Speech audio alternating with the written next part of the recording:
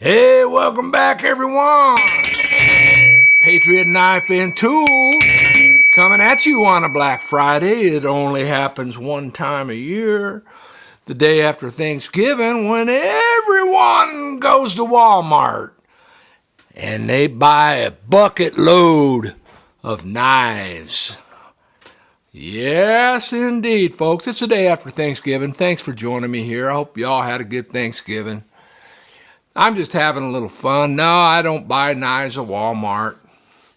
But I do have a big pile of knives, and I keep them all stored in these black slip cases here, Cordura.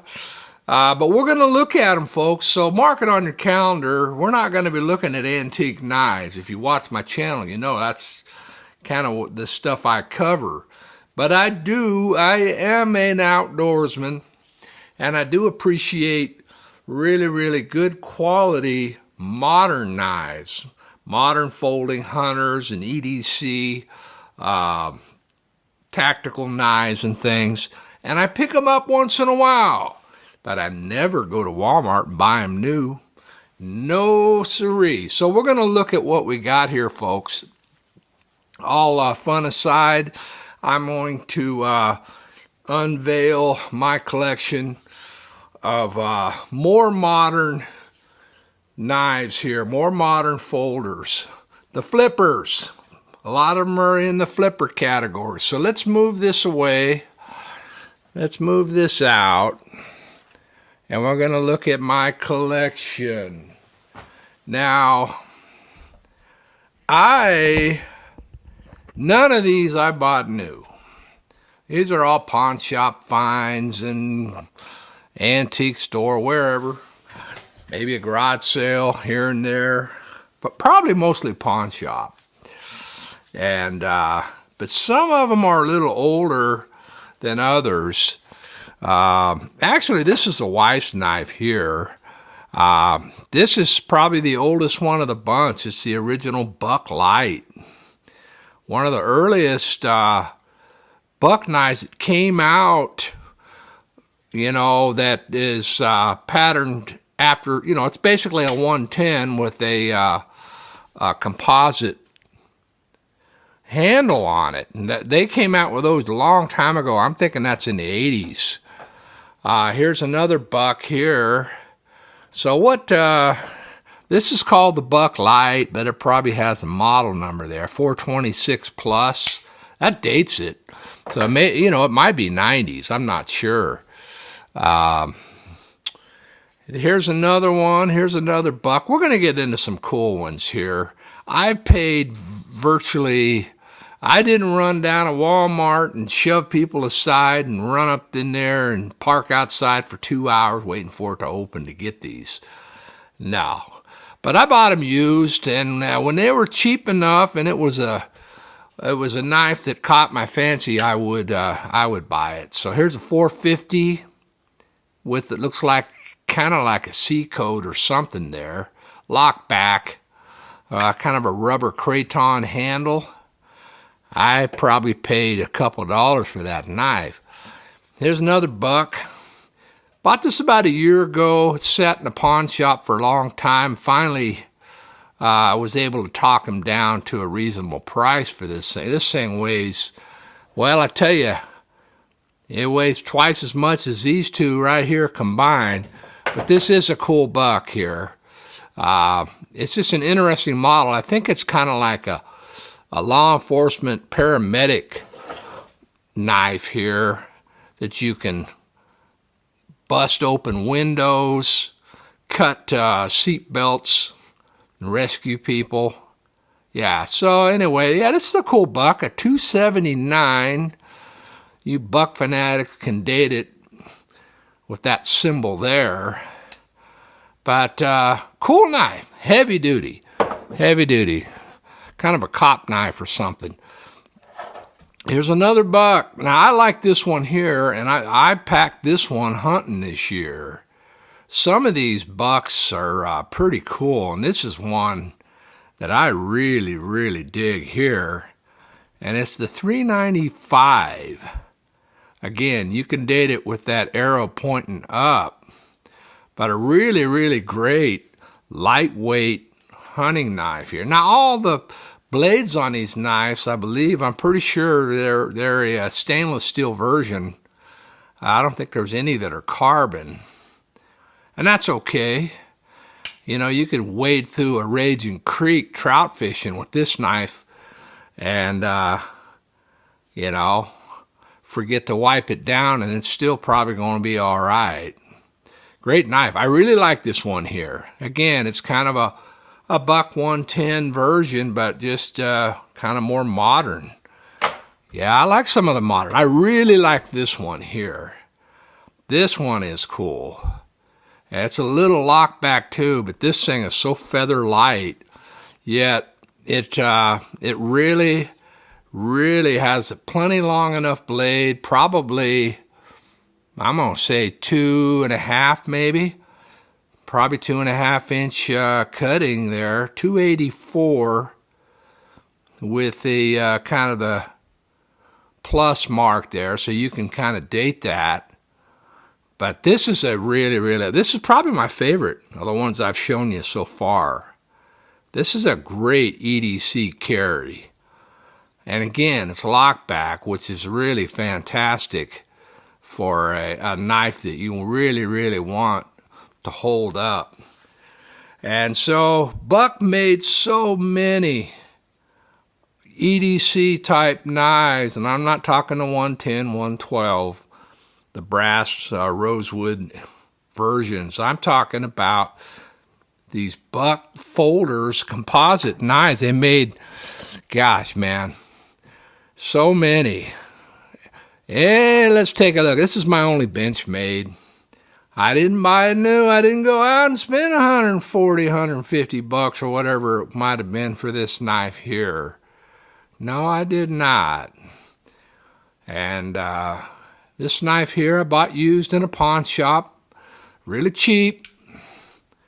And, you know, had a little bit of, been sharpened maybe a time or two, but in really, really, really good shape. That's the only Benchmade I have. Do I like it better than this knife, this Buck? Honestly, I like that Buck better. And I'm not knocking Benchmade. They make great stuff. All right, let's get into the big rubber boy here. Yeah, the Gerber Gator. This was another pawn shop find. I think I paid $5 or $6, maybe $8, $9 for this thing here. And virtually unused. A really, really cool heavy-duty knife. You know, throw it in your truck. Throw it in your truck and you're good to go. Again, here we are, lockback, man. All right, now let's get into some more interesting knives here, and some that are actually a little cost you a little more money. And a few of them are vintage. You can already see these two are here. Even this one here now. But we're going to get into some more and take a look at them here. Again, mark your calendar because this is crazy for me, man. I'm usually showing you knives that are, you know, 50, 60, 70, 80, 100 plus years old. All right, let's get into some more of these. This is cool, man. This is a Cricket. A lot of you had seen this. This is a cool little flipper. You know, you slip this in your shirt pocket. You're going out to a nice dinner. But just in case, you know, you need a little backup. Really, really cool knife. Again, pawn shop find. Kind of like a liner lock here, but did not pay hardly anything for this. This is even stout enough right here to where you could kind of do a Kubaton thing with it. A lot of you seen these. This is that Kershaw Leak. Kind of a popular knife. I don't think they make any of these anymore. This one here has a little lock, which is kind of cool. It's a heavy knife. It's not light. I don't know what this handle's made out of, but I don't think it's aluminum. You know, some kind of material here, but this one, you know, the Leek is a neat knife. It's got a really kind of a cool blade design. This one here is in really, really wonderful shape. Yeah, this was not a Walmart special for me. I don't know if you could have got these at Walmart or not. Here, we got another, look like another liner lock. And then I'll go ahead and lock the blade back. Let's look at, all right, let's get into this little guy here. Never used. I wish I had the box. But yeah, just a little Spyderco Dragonfly. I like this knife. This thing is so cool, so light. And just that stout little blade. Honestly, you could skin a buck with this knife right here. There's a lot you could do with this knife. I like the Spydercos. I like some of them. And if I can pick them up, especially when you get into the Seki Japan models, the quality is undeniable. Cool knife, little Dragonfly. Here's an oldie here. A lot of you are familiar with this. These are kind of collectible now. This one's in great shape. This was I think a pawn shop or an antique store find.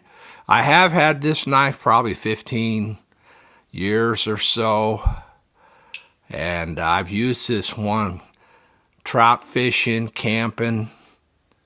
Yeah, this is a great Spyderco model. They don't make anymore. Got the lanyard hole. These a lot of times will break off. But a lot of these, like this knife now, I'm setting it aside and really not using it because I know the collectability of this knife has risen quite a bit.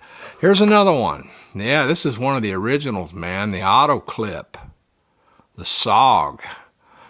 So, you know, you got your Spyderco and your SOG. These are very similar knives. You can tell they're kind of from the same time period.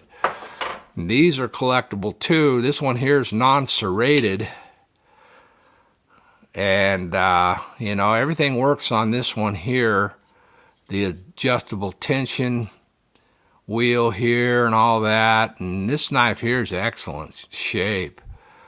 Lock back. Collectible knife. Yeah, the auto clip. Now, these here, I'll show one more and then we'll get into those. This is cool. Cold Steel made some pretty nice knives. I've had a few over the years. This one here is, when I saw this in a pawn shop and talked him down, I really grabbed this one here. This is a cool knife, man. It's a big boy. The Voyager. Yeah, there it is upside down. That's a cool knife, man. I'm telling you. That's a tactical knife, Tonto blade, light, locks, real heavy, very stout, man. I mean, this blade is locked in there. It ain't going no side to side at all. Cold Steel has made some great knives over the years. And not all of them, but this is the made in Japan Cold Steel here. Yeah, baby. That's the big boy of the bunch. All right, let's get into... Oh, I got another Cold Steel here. I got a new old stock in the box. The Trail Guide, the medium. Isn't that sweet? Yeah, this kind of reminds me of that little Dragonfly. Very similar. And this one will stay mint in the box. Yeah, this is a cool knife. There you go. This one here is made in USA. This is carbon. Whoa! Carbon 5. Wow. That's pretty cool. This is an old knife. Because I had a carbon 5 Trailmaster and a carbon 5 Recon Scout years ago. This must be this has got to be early 90s. Early mid-90s or so. Wow. Well, there you go. There's my carbon steel blade right there for you, folks. New New old stock.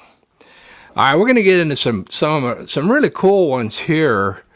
We'll go with, well, let's look at this SOG here, being as we were looking at some other SOGs. This is an interesting SOG. It's kind of state-of-the-art.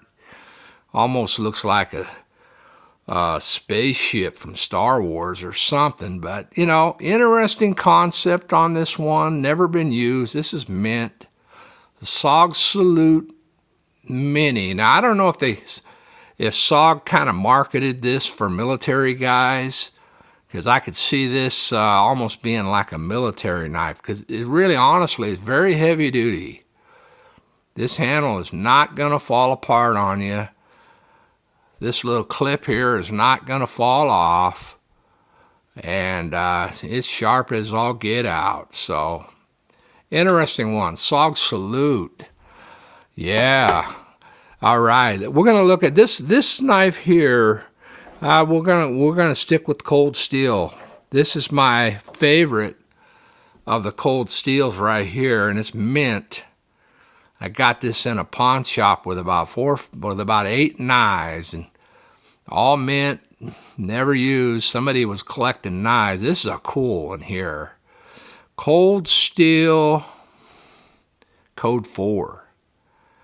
This is a cool knife, man. Thin profile, built like a tank, huge drop point blade.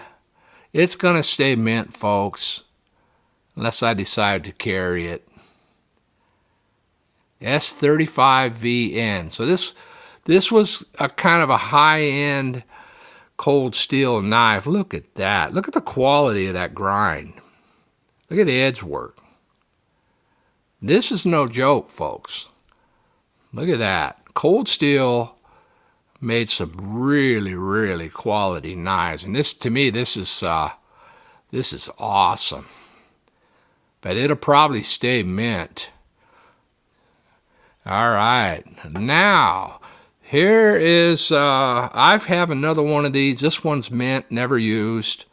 I keep it in the pouch. This is the SOG X-ray Vision. This one's got a little dust on the blade. And I have another one of these that I've been packing for 3 years as my EDC carry. I really like this knife, tonneau blade. A real heavy duty knife. You know, it's got the great action. Good knife. This one will stay mint because they don't make this anymore. I don't know. They probably came out with this 15 years ago or so. 2 more. These are pretty. These were kind of high-end knives. These are pretty cool. And they'll stay mint also. Let's look at this one here. Let's look at this one. Yeah, this is a real high-end Camillus flipper. And this knife here was probably $140 new, maybe more. Got a little dust on titanium. Yeah, this is a sweet knife, but I have so many, and I doubt they make this anymore. But this is not very heavy, but very solidly made. Look at this line, stainless steel liners there. And the design is undeniable. It's got the nice flip lever going on. Really nice liner lock. Really cool blade. Nice knife, man. I know they don't make this anymore. So that one there going to stay mint, and this one is too. This one's really cool. Check this one out. These were in that 8 or 9 knives that I picked up. I picked up a couple custom buck issue folders, and some of these here. Some of you might know what this is. Made in USA, 20 CV. Yeah, this is a Gerber. high-end Gerber. Probably was $150 knife, maybe more when it came out. But look at that. Yeah, that's a cool knife. Pretty stout. Not super heavy, but not super light. I'll throw a little oil on these puppies when I go to put them back. But yeah, man, we're talking Black Friday, folks. But I didn't run down to Walmart to buy these knives. But I do have some EDC knives that I enjoy, and enjoyed sharing them with you. Every one. Be careful when you run down to Walmart on Black Friday and try to push people aside and get in line first. You may run into some trouble. Everybody be patient. God bless. Stay safe. And catch you next time.